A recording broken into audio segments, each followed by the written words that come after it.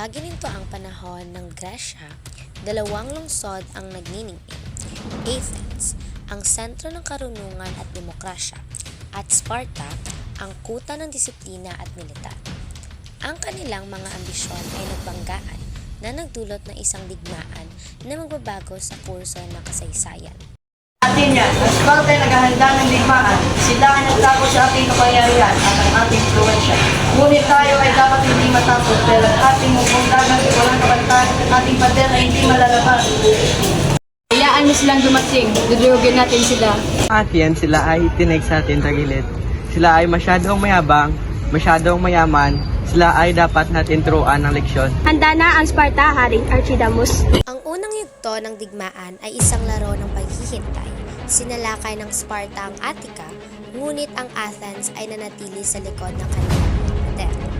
Ang salot ay sumalanta sa Athens na nagpatay kay Pericles at nag-iwan ng lungsod sa kanila. Melos, dapat kayo sumali sa aming alyansa. Ito ay para sa inyong sariling kapakanan.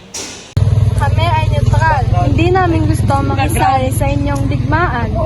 Hindi kayo sasama sa amin, dudurugin namin kayo. Ang kapangyarihan ay nakatakda ng tama.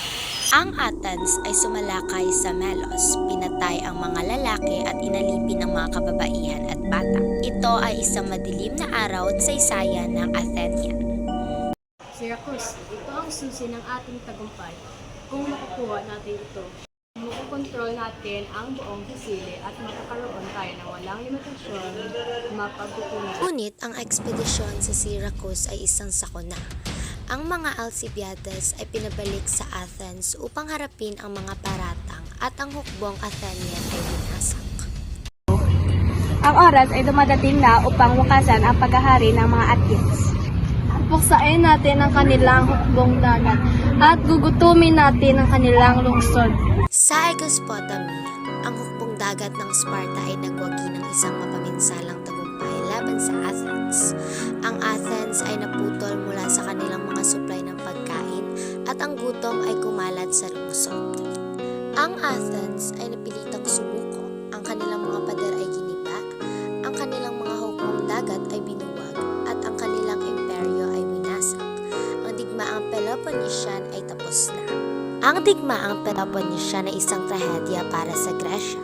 Ito ay nagpahina sa mga lungsod-estado at nagpabukas ng daan para sa pananakop.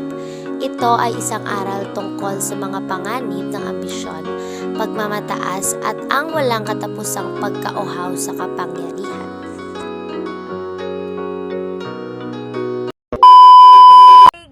Mga Athenian, ang Sparta ay naghahanda ng digmaan. Sila ay natakot sa ating kapangyarihan, ang ating influensya.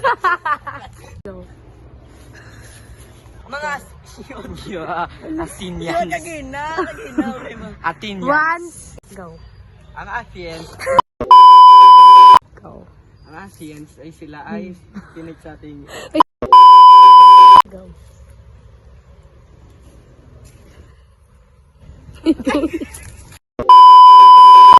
Kung hindi kayo sasama...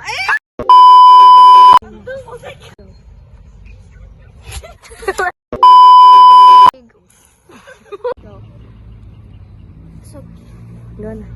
Ang oras. Go na. Go lang. Ang oras ay dumadating na upang